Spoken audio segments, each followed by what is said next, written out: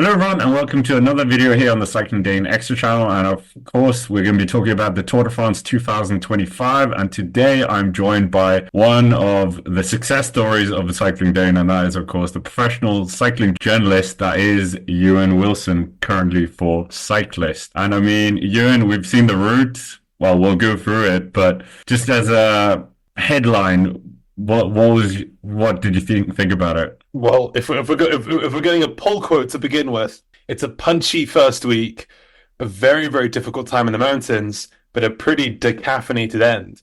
The stage to Pontarlier on stage 20, I think, is a huge letdown. And we also have a couple of sort of missed opportunities along the way as well. A lack of cobbles in the first couple of days. We're in the north. We're literally starting a stage in Valenciennes, and we're not even going anywhere near the cobblestones of Pyrenees. I think is a bit of a missed opportunity. There isn't that much time trialing. Yes, there's 40 plus kilometers, but 11 of those will be uphill at Pyrenees, where we're going to see a mountain time trial in the second week. But I'm finding it difficult to kind of decipher my thoughts about it. The mountain's very tough, but in between I'm a little bit maybe a little bit bored. A lot of chances for the sprinters. And of course, the ASO organizers decided once again not to have a team time trial and no outdoors, so that was a bit annoying.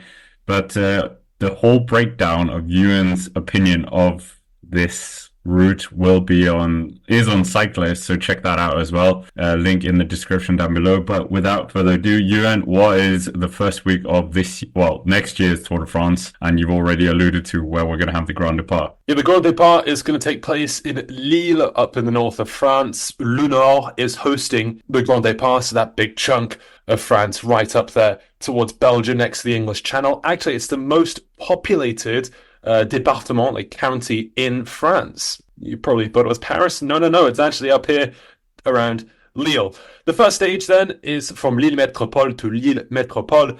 It looks like a pretty simple stage for the sprinters. This will be the first chance the sprinters have to take the yellow jersey since 2020. On that occasion, it was Alexander Kristoff of UAE who took the stage win on a very rainy day in that COVID autumnal Tour de France. Stage 2 then, we move out of Lille. We start in Loin-Planck, a place I've never heard of, and we end in Boulogne-sur-Mer for what is going to be a very punchy finale. That theme is going to be reflected later in the week. The finale in Boulogne is very similar to a stage in 2012 won by Peter Sagan in what was his second Tour de France stage win that year, and in fact in his whole career. There's a couple of really tough climbs towards the end. The Saint-Étienne au Mont, which is 11% for 1 kilometer. That's going to really sort of spice up that finale. Stage 3 the next day starts in Valenciennes, which we mentioned. It passes by Orchies, but doesn't even go in the cobble sector in Orchies.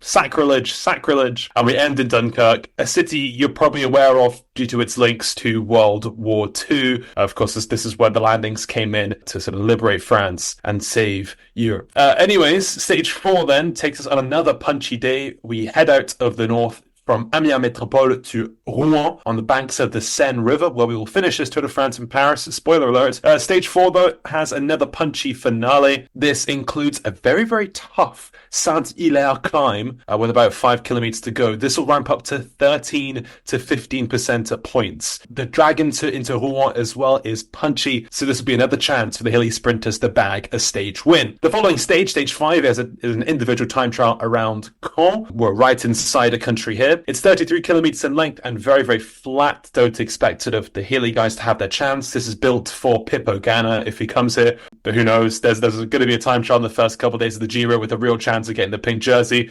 So it's probably going to go to Remco Evenepoel or Tadej Pogacar, given the way that Tour de France time trials are heading recently. The day after, we start in Bayeux, which is known for the big tapestry. If you went to school in England, I'm sure you're aware of it. Normans, 1066, all that, Guillaume the Conqueror. And we end in Vire with another uphill punchy finale. 14% ramps in the final kilometer, and as an average in the final 700 meters, it is 10%. Another stage for the uphill sprinters. Mathieu van der Poel, Wout van Aert. You better underline this one in your diaries. Likewise, they should probably get the highlighters out and highlight the next stage as well. Stage 7 to the Mur de Bretagne. It starts out in Saint-Malo. We have a sort of homage to Breton cyclist, new and old. Most known to be Bernard Hinault. We pass by his hometown on this stage, and the Mur de Bretagne hosts the ending. The Mur de Bretagne I'm sure you're aware, has hosted a couple tour finales in the past, most recently in 2021. On their stage, Mathieu van der Poel won his first, and to this date, the only Tour de France victory in his palmarès. Could be another chance for him to get the win here on stage 7. Following stage begins in Louison Bobet's hometown of Saint-Méen-le-Grand. This is the 100-year anniversary since Louison Bobet's birth. He's actually the first rider ever to win 3 consecutive Tours de France. Add that to your cycling trivia books there. And the stage will finish in Laval. Probably a slight false flat finale if it replicates the finale that we saw in the 2021 Tour, which also finished in Laval. Stage 9 goes from Chinon to Châteauroux. Cavendish has won 3 times in Châteauroux. Expect the sprint. Maybe Cavendish will come back for 36. Who knows? With XDS, since that's what Astana is going to be known as next year. Stage 10 will round out the first week. Yes, there's 10 stages in week 1. That's because stage 10 will be on 14 Juillet, Bastille Day in France. They'll take the peloton into the Massif Central here, going up some old volcanoes with a stage that ends on Le Mont d'Or. We haven't had a finish from Le Mont d'Or in a very long time. It's a sort of slight drag towards the end. It's not the most difficult of mountain stages, but it also isn't too dissimilar to the stage that ended in Le Lion last year. This year, 2024, won by Jonas Vingegaard. Fantastic stage. Hopefully we get to see those sort of theatrics play out again. Scott, that's the first week. Lots of sprints, lots of punchy stages, a time trial, and one mountain stage towards the end in the Massif Central. One thing that this opening week potentially could do is that we might see the yellow jersey bounce around different riders. So in that way, that's quite cool. But like you said in the beginning, we're very close to the Arenberg forest. We're very close to all these cobblestone sectors. Not much mountain stuff going on, but after 2024, when we had literally a mountain stage in one of the first stages, I think this is quite a good reboot or resetting of that. And I don't know if you saw the live coverage of this. They shot directly to Jasper Philipsen when they said a sprinter was going to wear the yellow jersey on stage 1. So and maybe Mathieu van der Poel can get a stage as well, like you said. But do you think Tadej Pogačar and Jonas Vingegaard are going to have the yellow jersey at the end of this week? It's not like the 2 previous tours where they had that chance in the first couple of days to get the yellow jersey. It depends how the time trial goes. I also think Pogačar's got that sort of puncher's kick to probably maybe even win one of these stages. That stage to Vire in Normandy in particular looks really good for Pogačar. A bit like a couple of years back when we had the stage to Longwy, that kind of puncher's finale. He really shone there. We could see Pogačar right up there bag a stage in his first week. Will he get yellow? Perhaps by the end of stage 10. But also there's a chance that the breakaway go out and also gain some time there. Because once we get into the second week, which we'll get onto very shortly, that's when we're really going to see Pogačar and Vingegaard shine. Who knows as well? Maybe Remco Evenepoel after the time trial. He could slip into the yellow jersey. He's a great time trialist and he's also a good puncher. So it could be up there as well with a chance of wearing the maillot jaune. And what is happening in week 2? Week 2 takes us down south. We are moving towards the Pyrenees. Begins with a stage that's not in the Pyrenees. Around Toulouse, the Pink City. It's hosting the rest day as well. So they've got 2 days to host the Tour de France. That stage will be most likely for the sprinters, but there is a steep kicker at 8k to go, according to Christian Prudhomme, as he mentioned in the press conference this morning. Stage 12, however, will take us properly into the mountains, and Vingegaard will like this one as it ends at Otakam. This is where Bjarne Riis as well has taken a stage win, so the Danes will hopefully have their chance to shine on this stage. This actually begins at Trinity as Summit finishes, which continues on stage 13 with a mountain time trial. Yes, memories of La Planche de Belfi, the Montelasari time trial, the Giro come back. We have an 11-kilometer long time trial from Ludonvielle up to Périgueux. Périgueux featured at the 2022 Tour. This was the stage Brandon McNulty did his monster pull at the front, and Pogačar took the stage win.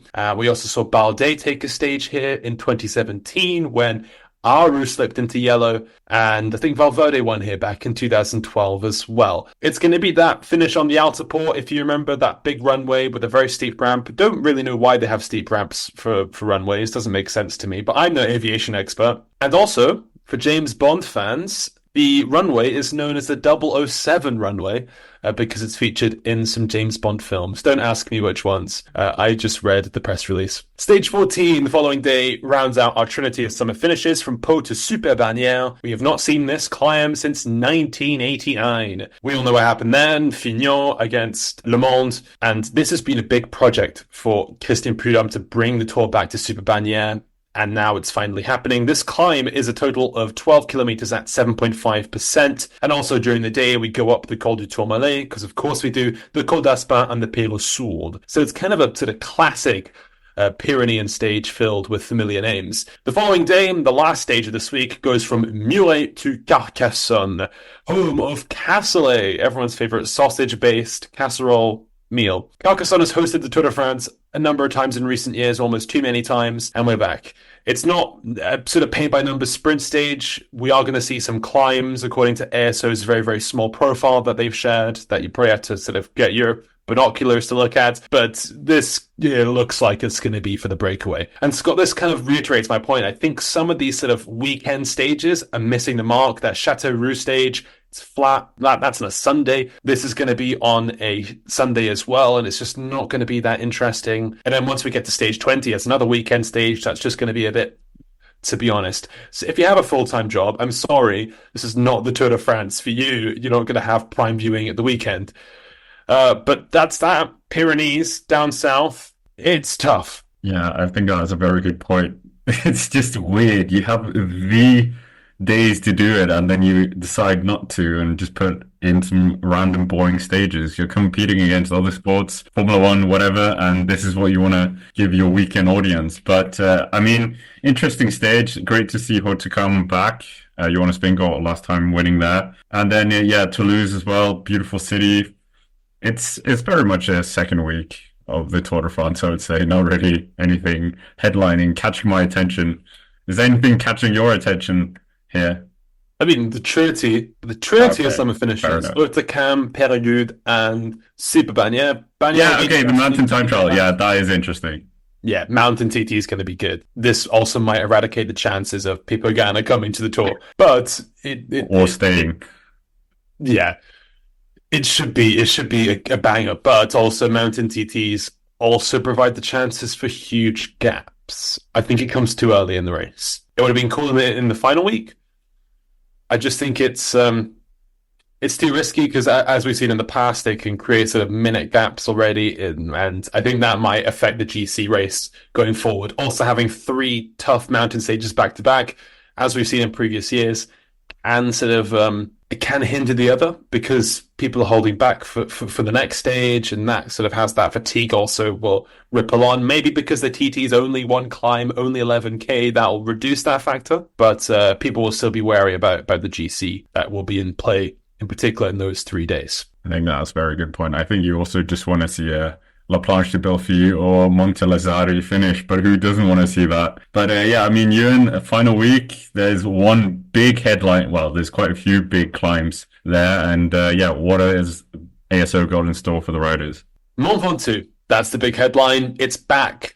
It was one of the first big summer finishes to be rumoured a couple weeks back, actually a couple months ago, when the local mayor accidentally shared the news that the Tour was coming in an interview, and it's true. It's going to be a sort of Unipuerto stage, as people call in the Vuelta. It's the only mounted on that profile, but I'm okay with that. It's Ventoux. It's a little bit tough geographically to throw in more climbs, apart from going over Ventoux twice, which we did a couple of years back. But that should be a banger of a stage. That comes on stage 16, by the way. Stage 17 the next day goes from Boren to Valence. Probably a sprint stage. Valence always hosts sprint stages. I like Valence. Great place. There's actually a video on the Cycling Dane channel where I'm in Valence. Nevertheless, stage 18 takes us right into the Pyrenees.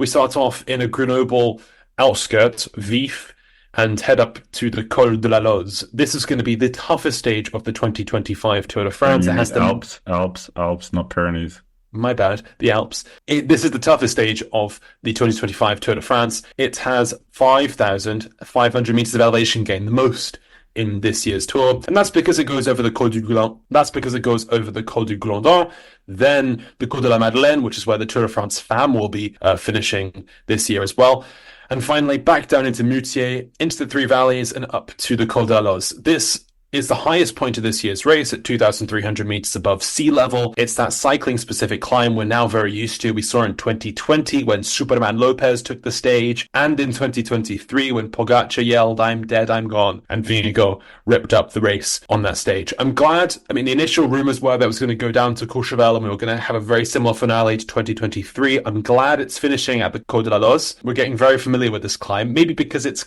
easy to close off because there's no road traffic there. But that should be a real banger of a finale. It's a great climb, works really well for TV as well. The following day, stage 19, will be the final mountain stage of this year's Tour de France, from Abbeville, which we have seen many times at the Tour, up to La Plagne. It goes over the Col des Saisies, the Col de Roseland, and the Col du Pré on the way to La Plagne. La Plagne, 2,000 meters above sea level. It's 19k at 7%. We haven't seen it in the Tour in about 20 years. It's featured in the Stephen Roche Tour de France in 1987 when he got the Triple Crown. He had a close battle with Pedro Delgado on that year's Tour, and it is back this year. Also, for the amateurs out there, this will be the stage used in the Étape du Tour, the sportive that runs, that mirrors a Tour de France stage a couple days, either before or after the Tour. Not quite sure of the date this year. Stage 20, however, stage I'm least excited about in this year's Tour de France, starts out in Nantua, a city known for its sauce. I think it's lobster-based. Don't quote me on that. And it ends in Pontarlier, or Pontarlier. Don't really know how you pronounce it. I've never heard of the place before, and that's probably for good reason. It's nowhere near any hills or mountains. This is an odd stage to finish the Tour on. I think it's only got about 2,000 meters of elevation gain, which is not much. That's like half a Liège route, half of a sort of proper mountain stage. There's no real climbs before the end. It's a bit jagged. Could be fascinating for the breakaway. Maybe we'll get a Vuelta 2021 stage where that was just a barnstorming one. But maybe we'll have a sort of Vuelta 2021 finale where that was also a bit of a lame profile, but spice things up. But this, I think the riders will just be too tired after the two stages before. Then we move to the Champs-Élysées with Eric in Paris. Woo! You know the deal. Anyways, third week, Alps. You have Ventoux, you have La Plagne, and Col de la Loze. Scott, thoughts? Yeah, apart from stage 20, I think it's pretty good. Swap stage 20 for the mountain time trial. There you go. I mean, they wanted to, like, the Doubs department wanted to bid for this, and this was kind of a big project for them. But there are hills. They could have had a hilly time trial around there instead of making this a bit of a sort of anticlimactic road stage. It's just very underwhelming in my books. Or even, I mean, we've seen the Vosges so many times in recent tours, but going to the Vosges, it's not far away. It's like halfway to Paris. Maybe not do La Planche again, but do like a mountain time trial up at the Ballon d'Alsace or the Markstein. It's a bit disappointing, in my opinion. I'm also not happy about the Tour going back to Paris, but that's a topic for a different day. I don't like the processional finish, but it'd be good for the sprinters to have another chance, if even stage 20 isn't a chance for the sprinters like Maz Payson or Biniam Girmay to get a stage win. I mean, 50 years since they first did the Champs-Élysées finish as well, so I think it's fine this time around. But yeah, finish with a team time trial around Champs-Élysées. No, not happening. But yeah, I mean, Ewan, who is winning this? Who's going to be on the podium, do you think, in this Tour de France? We don't even know who's going. We know Jonas Vingegaard might be going to the Giro. Tadej Pogacar, we don't know if a Basque Country crash is going to happen again, so this could be anyone's. But do you think it's going to be a repeat of last year's podium and maybe just change the characters around a bit? I'm going to keep them in their top three.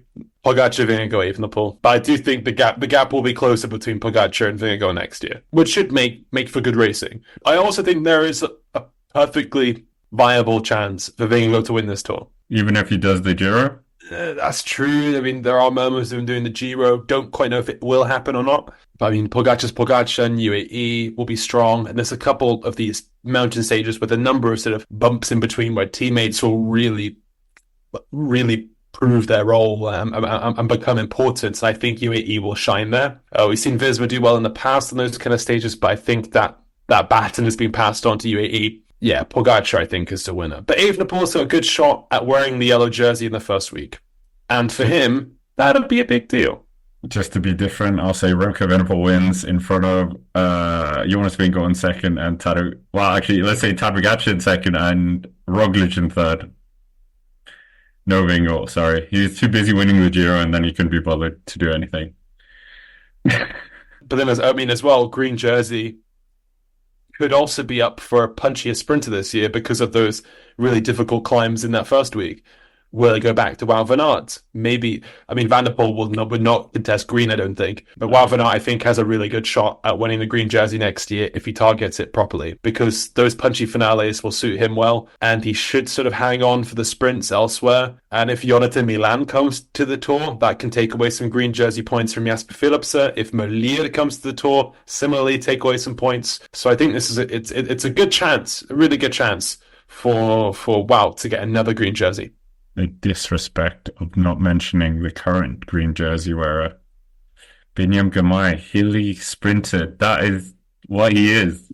True. There are a couple of Binny stages. That stage to Rouen, he should have targeted. He should fly out to Rouen and do that stage a million times beforehand because it suits him well. If he can hang on over that steep kicker, the penultimate climb, it's a bit of a false flat drag to the line and he should be there. But anyways, with that, that's basically it for us. And make sure to check out Ewan's article as well, full on the cyclist art website.